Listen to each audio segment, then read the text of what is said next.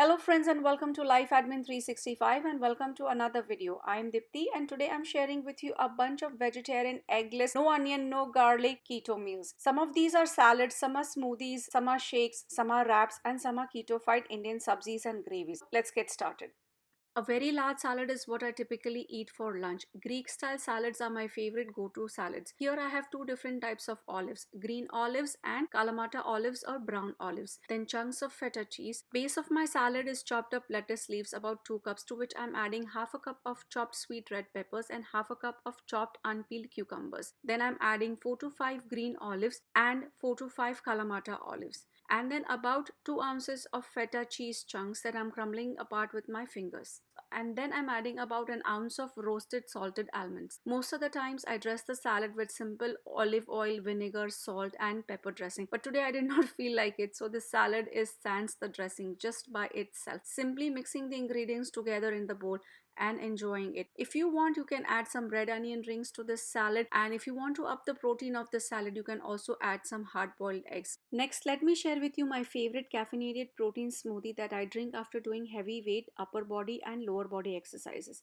Once again, my Vitamix blender is at play. Soak about half a cup of raw almonds at least an hour before making the smoothie. Soaking overnight is better though. Drain out the soaking liquid and transfer the soaked almonds into the blender jar. Add 1 cup of crushed ice followed by half a cup of brewed coffee. I used the coffee that I had brewed in the morning. Then add 1 scoop of vanilla flavored protein powder, which comes sweetened with erythritol and monk fruit sweetener. Then simply blend on high. This produces the most thick and creamy mocha smoothie. And if you want to take it up a notch, add 1 tablespoon of unsweetened cocoa powder. Simply delicious. I find that drinking a small cup of coffee post-workout helps ease the soreness of my muscles. Next one is a salad wrap made from coconut flour tortilla. Recently, I've shared the coconut tortilla wrap recipe as well, so do check it out in the card above or in the description box below. Salad wrap is very easy to make. Here I have a few coconut flour tortillas or wraps that I took out from the refrigerator and microwaved for about 30 seconds or so. Then I have feta cheese chunks, few pitted green olives and some leftover mint chutney and some lettuce leaves.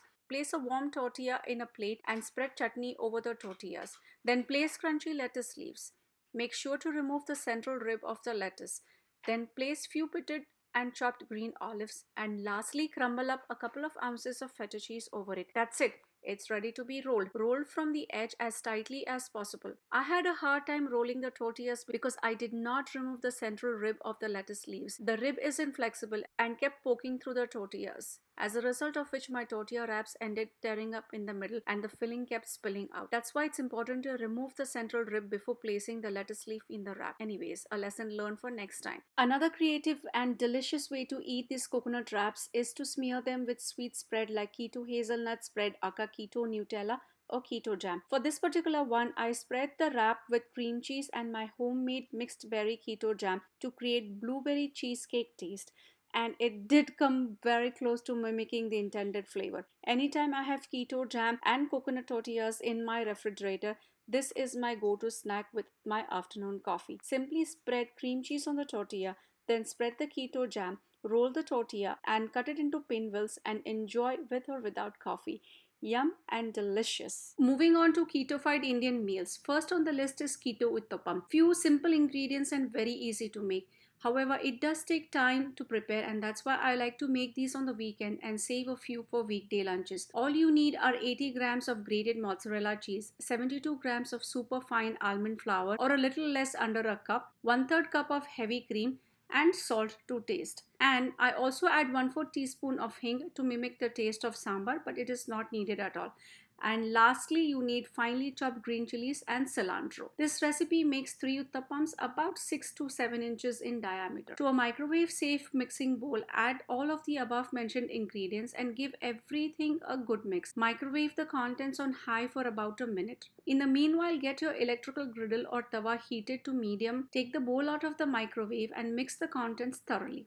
Grease the griddle with some butter and pour some of the gooey batter over it. Spread out the batter gently with the aid of spatula. Since batter is cheesy, it will bubble and spread. So it's important to keep the temperature of the griddle to medium low or around 300 Fahrenheit if using electrical griddle, so as to avoid overspreading and burning. Try to keep the batter as close as possible to get that uttappam like feel and look.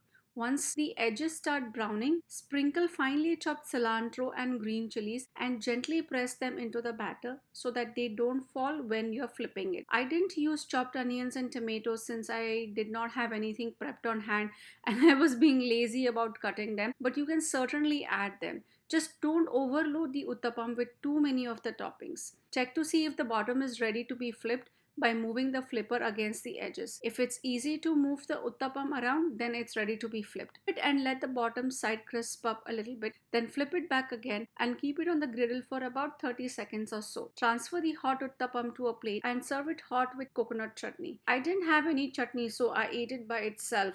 And oh boy, did it taste good or what?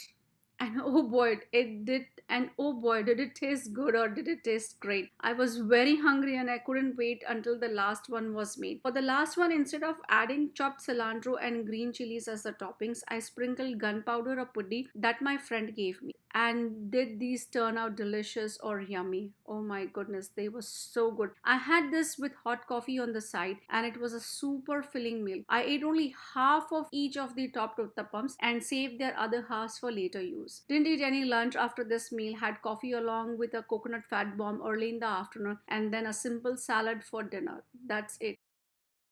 Next meal on the list is simple oven roasted zucchini. A friend of mine gave a large zucchini from her garden and I literally got two full meals from that one. I cut the zucchini lengthwise, removed the inner seed core and chopped it into small cubes. I'm using 1/3 portion of the cut zucchini or about 2 cups or so. I would not recommend you peel zucchini, otherwise it becomes soggy after cooking. I preheated the toaster oven to 400 degrees Fahrenheit or 180 degrees Celsius. While the oven was preheating, I lined the roasting pan with oil, spread out the cut out zucchini pieces, drizzle olive oil over the zucchini, sprinkled in some of my favorite spices. I used only red chili powder, hing, and some pink Himalayan salt for taste. Mixed to thoroughly coarse zucchini, transferred it to a preheated oven, and baked/toasted for about 12 to 13 minutes. Removed it from the toaster, turned over and moved the zucchini pieces around and put them back in. But now instead of baking or toasting, I broiled them for a couple minutes. In the meantime, I finely chopped green chilies and cilantro stems and cilantro leaves. As soon as zucchini came out of the oven, I garnished it with chopped herbs and mixed thoroughly. Since this was the main meal, I served all of the oven roasted zucchini, topped it with 1 tablespoon of roasted and salted sunflower seeds, and then 1 tablespoon of sprinkled hemp seeds. And for some additional crunch, I had keto seed crackers on the side. Sometimes I like to drink flavored sugar-free sparkling water just to satisfy that soda craving. This was such a filling meal, you guys have no idea. Do try it out and you will see what I mean. Last but not least are these keto fat bombs. I have a tremendous sweet tooth and I always like to have keto sweets at home. Here I have 6 tablespoons of unsalted butter, 1/3 cup of keto chocolate chips, and 1/4 cup of keto sweetener. I'm simmering water to serve as a double boiler, and at the same time I'm keeping chocolate mold in the freezer for freezing so that as soon as I transfer the mixture, it sets in quickly. Place a pan over the simmering water and add butter, and as the butter starts melting, add keto chocolate chips and then the keto sweetener. I ended up using only 3 tablespoons of instead of the entire 1/4 cup. If you want, you can melt the butter and keto chocolate chips in the microwave instead of using the double boiler. Once everything is melted and combined well, remove from heat and mix vigorously. This will give chocolate a glossy look. Pour the chocolate mixture in the cold mold. This will help solidify the chocolate bombs pretty quickly. Keep them in the freezer for 15 minutes or until the chocolate sets firmly. Unmold the fat bombs by either popping them from the bottom or by inverting the mold and pushing from the top. Make sure to take picture of your creation and then transfer these to an airtight container and store in the refrigerator.